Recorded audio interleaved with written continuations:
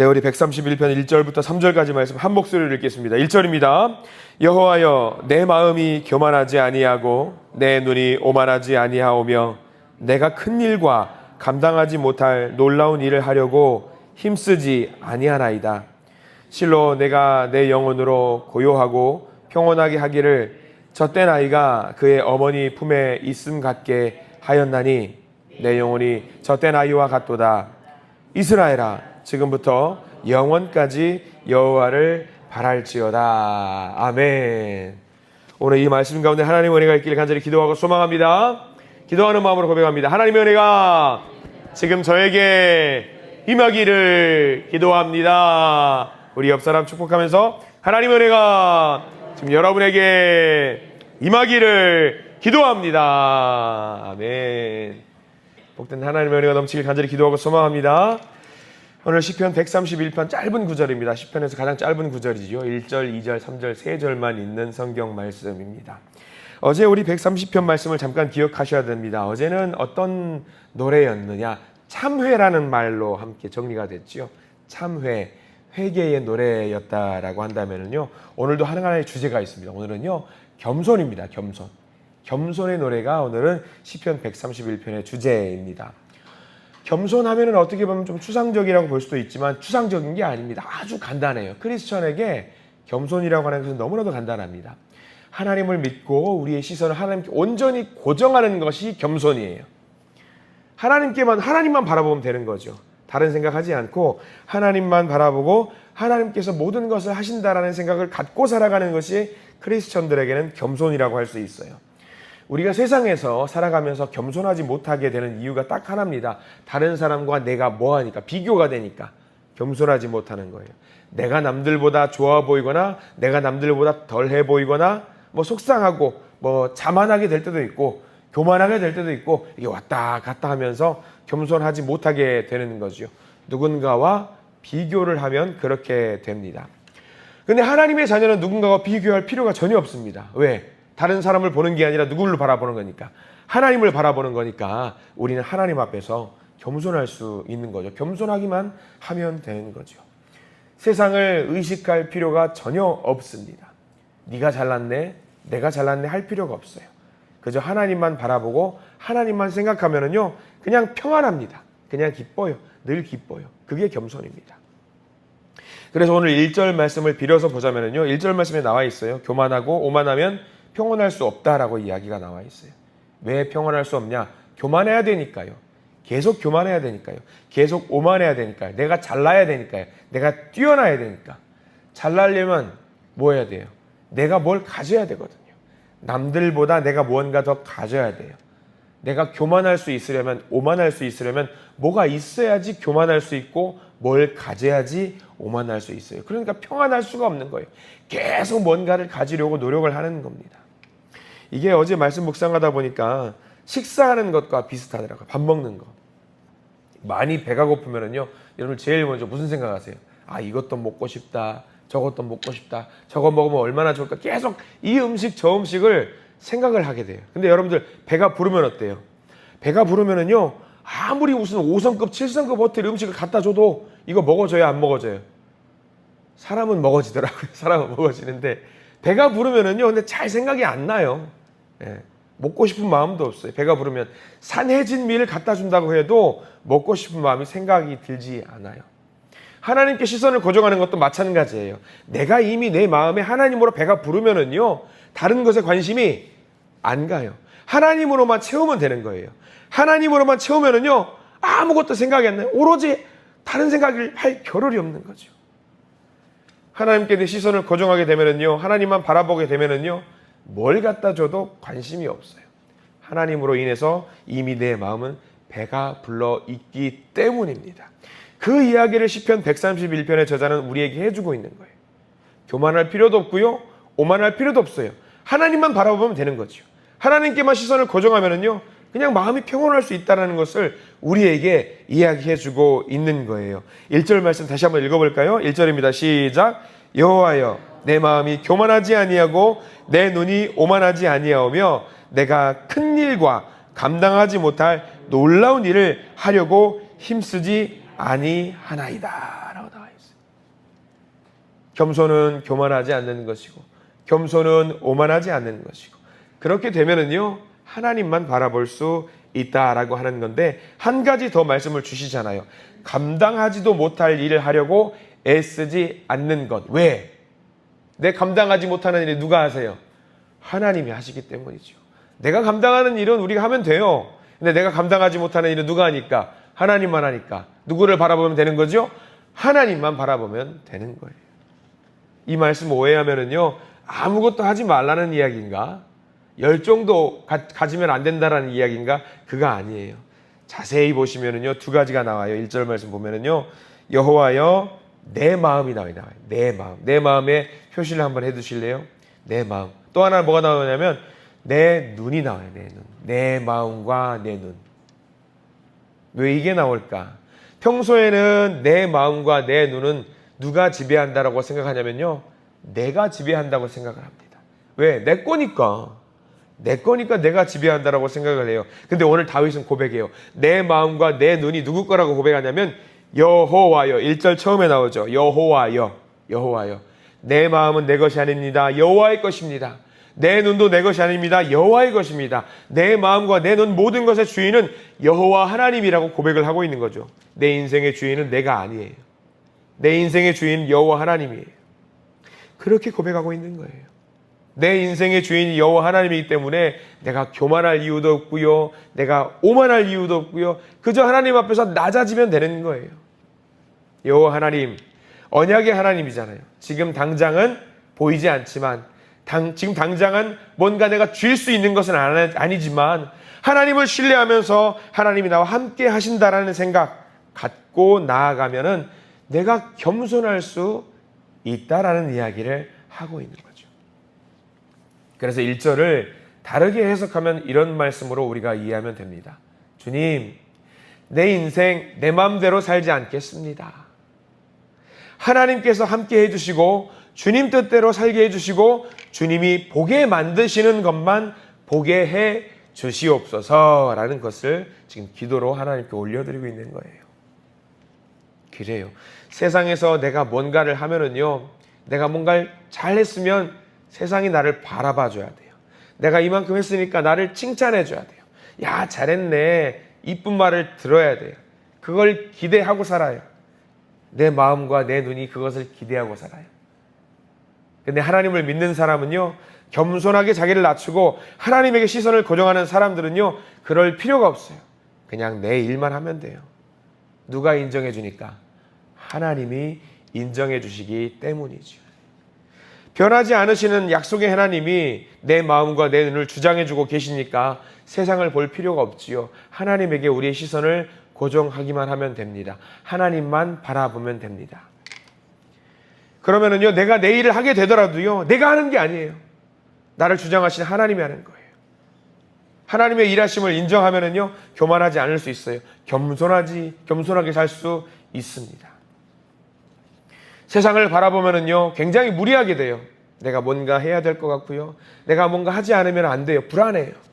시키지도 않는 야근을 해야 될 것 같고요. 힘들고 어려운 출장은요, 자원에서 더 많이 가야 될 것 같아요. 내 일도 아닌데 그거 제가 해보겠습니다. 그래야 될 것 같아요. 세상은 그렇습니다. 근데 교회는요, 그렇지 않아요. 기도에 별로 가기 싫은 김 집사님이 갑자기 오래요. 기도하자고. 기도에 가기 싫은데. 수요 예배 피곤한데 박 권사님이 오래요. 예배 드려야 된다고 오라고 해요. 가기 싫은데, 자고 싶은데. 근데 그렇게 나가서 기도하고 예배를 드려야 될 것 같아요. 왜? 그렇게 해야지만이 천국 갈 것 같아요. 뭔가 해야 될 것 같아요. 그러니까 또 나가야 되고 하기 싫은데 뭔가 해야 돼요. 근데 여러분들 스스로 한번 물어보셔요. 하나님이 그렇게 하라셔요? 그렇게 해야지 천국 갈 수 있다고 말씀을 해주셔요? 아니에요. 오늘 이 말씀 오해하시면은, 야, 목사님이 오늘부터 새벽 예배, 수요 예배 안 나와도 된다더라. 그 이야기 아니에요. 내가 겸손하고요, 내 시선이 하나님께 고정되어 있으면은요, 의무감으로 나오지 않고 자원하는 마음으로 기도하고 예배드리게 된다라는 이야기예요. 자원하는 마음으로. 뭘 기대하면서 이렇게 예배 자리에 나와요? 우리 주일 오전 예배 때 말씀드린 바가 있잖아요. 새로운 은혜를 기대하면서 예배당에 자원하는 마음으로 나오게 된다라는 거죠. 이게 정말 귀한 믿음이에요. 이 귀한 믿음을 가져야 돼요. 세상적으로 우리는 뭔가 해야 될 것 같아요. 교회에 와서도 내가 뭔가 하지 않으면 안 될 것 같아요. 물론 거룩한 의무감은 가질 필요가 있습니다. 근데 하나님은 그게 아니라 내려놓으래요. 내려놓으면 오히려 자원하는 마음으로 기쁨으로 교회에서 예배도 드리고 기도도 하고 찬양도 할 수 있게 된다라는 말씀이 오늘 기록이 되어 있습니다. 자, 한 걸음 더 나아가 봅니다. 2절 말씀, 세상적으로 내려놓는 방법도 기록이 되어 있어요. 2절 읽어볼까요? 시작. 실로 내가 내 영혼으로 고요하고 평온하게 하기를 젖된 아이가 그의 어머니 품에 있음 같게 하였나니 내 영혼이 젖된 아이와 같도다. 젖된 아이와 같도다. 젖을 뗀 아이가 2절 말씀 잘 보십시오. 젖을 뗐어요. 젖을 뗀 아이가 지금 누구의 품에 있는 것 같아요? 2절 말씀을 따라 보면은 그의 어머니의 품에 있습니다. 젖대기 전의 아이는 엄마를 찾습니다. 왜 찾을까요? 배고프니까, 먹어야 되니까.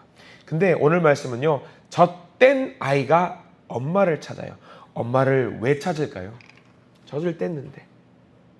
더 이상 엄마는 젖 주는 사람이 아닌데 왜 엄마 곁에 계속 있어요?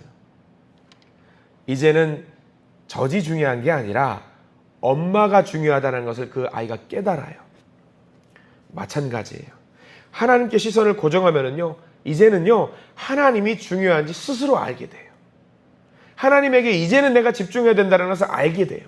그래서 거기서 평안함을 누리기 위해서, 안정감을 누리기 위해서 하나님 중심으로 살아간다라는 이야기가 오늘 2절 말씀이에요. 유대인들은요, 아이들이 젖을 떼는 게 굉장히 오래 걸린다고 해요. 한 아이가 젖을 떼는 시기가 언제냐? 우리 한국에서 젖된 아이는 언제 젖을 떼죠, 보통? 100일 돼도 100일이 아니죠. 1년 되면 보통 다 젖대잖아요.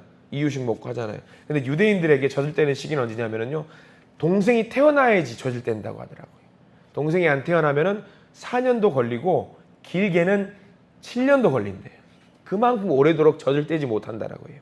근데 무슨 아이가 그렇게 젖을 오래까지 먹나 싶죠. 근데 그게 아니라 그 안에서 엄마를 통해서 안정감을 누리게 되고요, 평안함을 누리기 때문에 그때까지도 젖을 떼지 못하고 엄마 품에 있는 것, 그게 유대인들의 아이들이라고 하더라고요. 그때까지 이제 아이는 계속 있으면서 엄마는 젖을 주는 사람이 아니라 평안함을 주는 사람으로 인정하는 거예요. 안락함을 주는 사람으로 누리고요, 안정감을 누리는 존재로 엄마를 바라보게 된다라고 하는 거예요. 엄마를 그렇게 바라보는 거죠. 그 생각이 들었어요. 저도 집에 둘째가 있는데 둘째가 학교에 다녀와요. 그럼 집에 누가 있을 것으로 예상하고 아이는 집에 오는 줄 아세요?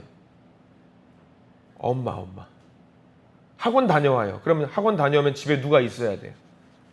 엄마.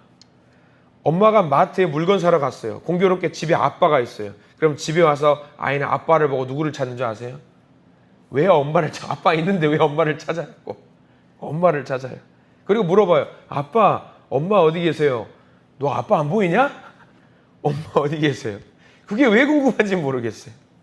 아이들 다 그래요. 엄마 찾아요. 좀 아빠는, 이 시대의 아빠들은 좀 속상한 감이 없잖아 있죠. 엄마를 찾아요. 왜? 엄마가 안정감을 주니까, 평안함을 주니까. 엄마가 뭘 하지 않아도 돼요. 엄마가 있어야 돼요. 근데 시편 저자가 지금 그거예요. 젖된 아이잖아요. 젖된 아이와 같은 마음으로 누굴 바라보고 있냐면 하나님을 바라보고 있는 거예요. 하나님이 계신다는 것을 인정이 돼야 돼요. 받아들여져야 돼요. 그래야지 평안함과 안정감을 누릴 수 있는 거예요. 당장 뭘 안 해주셔도 돼요. 징징거리면서 이거 해주세요, 그거 안 해도 돼요. 그저 하나님 존재만으로도 안정감을 누릴 수 있는 거예요. 그렇게 살으라, 지금 그 이야기예요. 그렇게 살으라. 하나님이 주시는 평안함이 늘 있어요, 우리 가운데. 그 평안함으로 세상의 풍파를 좀 이겨내라. 하나님이 여기저기 계시기 때문에, 옆에 계시기 때문에.